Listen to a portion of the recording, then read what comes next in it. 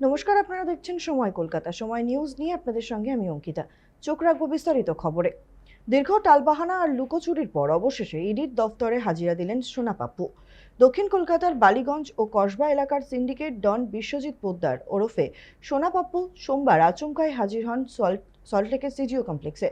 গত ফেব্রুয়ারি মাসে রবীন্দ্র সরোবর এলাকায় গন্ডগোলের ঘটনায় নাম জড়ানোর পর থেকেই কার্যত গা ঢাকা দিয়েছিলেন তিনি। এদিন ইডি দফতরে ঢোকার সময় সাংবাদিকদের প্রশ্নের মুখে পড়েন সোনা পাপ্পু।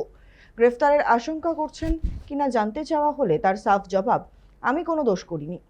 ইডি সূত্রে খবর, গত এপ্রিল মাসে সোনা পাপ্পুর ডেরায় তল্লাশি চালিয়ে উদ্ধার হয় প্রায় 2 কোটি টাকা নগদ, একটি বিলাসবহুল গাড়ি এবং কোটি কোটি টাকার সম্পত্তির নথি। তদন্তে উঠে এসেছে বেআইনি প্রমোটিং সিন্ডিকেট, জমি দখল, তোলাবাজি এবং বিপুল আর্থিক লেনদেনের অভিযোগ।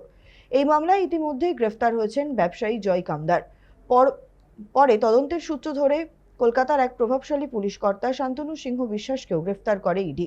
অভিযোগ, সোনা পাপ্পুর অপরাধ চক্রের সঙ্গে সরাসরি যোগ এবং আর্থিক সুবিধা নেওয়ার।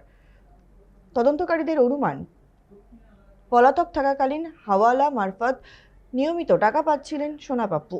জয় কামদার ও ধৃত পুলিশ কর্তার বয়ানের সঙ্গে মিলিয়ে পাপ্পুকে জেরা করার প্রক্রিয়া শুরু করেন তদন্তকারীরা। এই সিন্ডিকেট চক্রের সঙ্গে আর কোনো প্রভাবশালী নাম জড়িয়ে রয়েছে কিনা এখন সেটাই খতিয়ে দেখছে ইডি। জীবনে কোনোদিন তোলাবাজি নয়, ব্যবসায়ী আমার বাবা সোনার দোকান, আমারও সোনার দোকান। আমি কোনোদিন তোলাবাজি সোনার মতনই আজ পর্যন্ত একটাও কমপ্লেন কোনো থানায় আমার নামের তোলাবাজি নেই।